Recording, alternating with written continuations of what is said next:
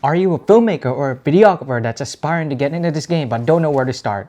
Well, I'm gonna help you out with that. Hey guys, my name is Keenan Manuel and today we're gonna be talking about how to get video work. Let's cut the intro.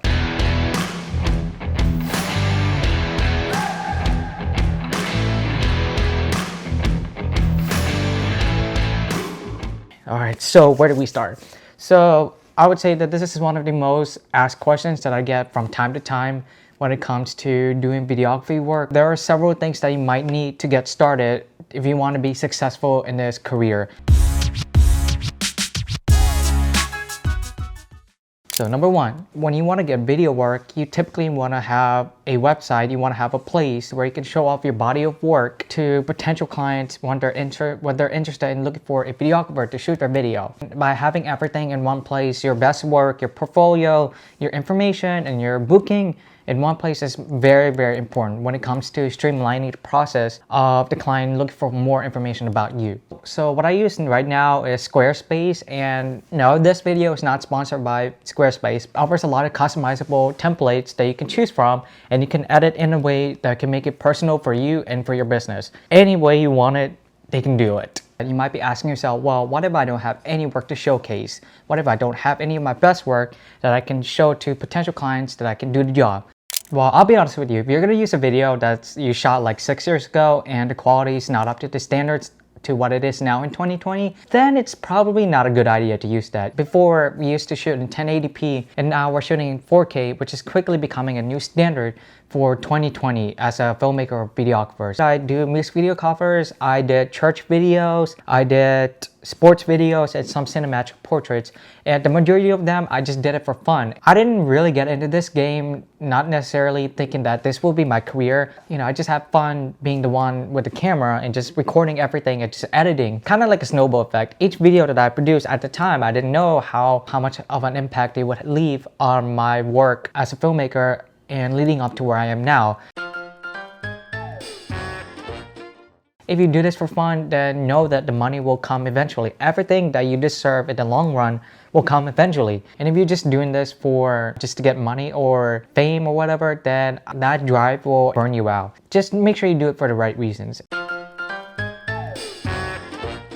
The next thing I know, I'm basically working for other small companies, dance companies, independent artists, all that. And that's how I basically got my body of work when I started out. And it may be the same thing for you, just so long as you go out there, shoot new content with no expectations of getting anything in return. Establish your online presence. Now, I talked about this in another video, which I'm gonna include a card right up here or up here, and I'll include that in the link below. But basically, in that video, I talk about how to turn your Instagram into a filmmaker-gram. In this case, we're gonna be talking about how to establish your online presence. Establishing your online presence is just as important as it is when it comes to creating your website, building up your foundations of your business. You have the opportunity to build up your credibility and your reputation as a filmmaker or videographer, so that when people find you, the first impression that you're going to give them is that, oh, okay, this guy's a filmmaker or a videographer. Maybe I could hire him in the near future. And I mean, who knows? Your online presence could probably lead you to opportunities that you might not have gotten otherwise. And it's also a plus when it comes to representing your brand. Just make sure you don't do anything stupid with social media. Just make sure that the message that you're putting out is positive and nothing too controversial. All right, number 3, going to events. Now, I think this is one of the best ways you can do when it comes to trying to find video work from other people, because it also gives you an opportunity to network with others, and whether that's in a concert or a collab meetup or basically a coalition of filmmakers that are meeting up every week or every month to talk about their projects and possibly looking for new people to add on to their projects. The way to find events like those is usually I do it by going through a Google search or use Eventbrite or Meetup or Facebook. And in Facebook specifically, I usually go look for groups and filmmaking community. Workshops are one of the best places that you can go to when it comes to meeting up with new people, but it also puts you in an environment with like-minded people like you in whatever business that you're in. So I would say that you should try to take advantage of where you are located. There are some people that would say, well, I mean, I'm located in a small town where there really isn't any filmmaking community. There is probably a filmmaking community, you just need to look hard. You don't have to necessarily limit your location to one place. Expand the location, because you never know what you might find in your area. Number 4, reaching out to other people. So when it comes to reaching out people, you don't want to come off as if you're just trying to get with them for your own benefit. You want to come off as friendly and probably just curious about what they're doing. You don't want to make it all about yourself because that's just a quick way to lose interest. You have to offer something in value to them so that in return, they can exchange their value to you. So one of the ways that I would do is basically I would reach out or DM, describe how their work basically left an impact on my career as a filmmaker. And I would probably offer them, hey, if you have time, I would love to get some coffee with you. And I think that's a lot better than using this approach where you just like, hey, can we meet up? Hey, can we collab? Hey, you want to make sure you look like you're curious, you're actually passionate about the work. And I feel like the results of asking questions that are very specific to what you're doing will lead to them probably responding to you more often than not.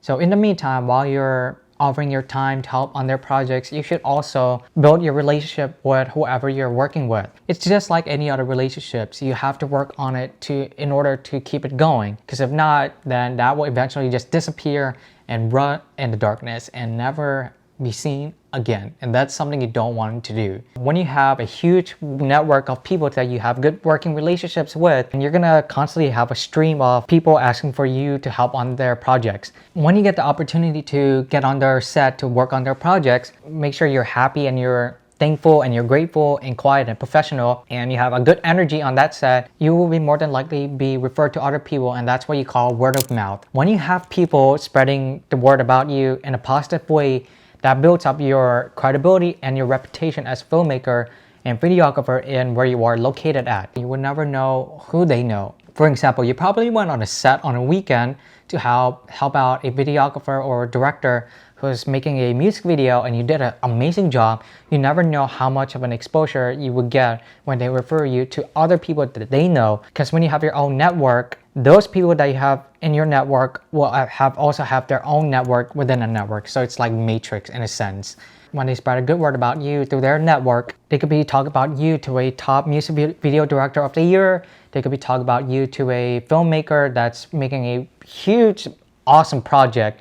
And you know, it's one thing to have a good reputation, but it's another thing to damage it. You want to protect your reputation as if it was like your child, as if it was your baby. You know, having a bad reputation is like cloud that hangs over you wherever you go. Make sure you protect your reputation as a filmmaker, videographer, artist, singer, creative. It applies to everyone. All I'm saying is that your reputation and referrals and word of mouth, you never know what kind of opportunities that could lead you to have, just so long as you protect it in a good way. Business cards. Having a business card is absolutely awesome to have. In my experience, I usually get this from moo.com, and typically business cards, in my opinion, you want to make it visually striking. You want to leave a strong impression on the people that when you meet them for the first time in the first 5 seconds. So typically what I do with business cards is I introduce myself, I walk up to them, you know, have a great conversation, and then in the end, I just ask them, hey, can I give you my business card? They usually have a reaction where it's like, yo, your business card is sick. You know, I might just get in touch with you. A business card is like a movie trailer. When you hand it to them, it's like you're giving them a small slice of who you are and what you do and what your style is as a filmmaker or videographer.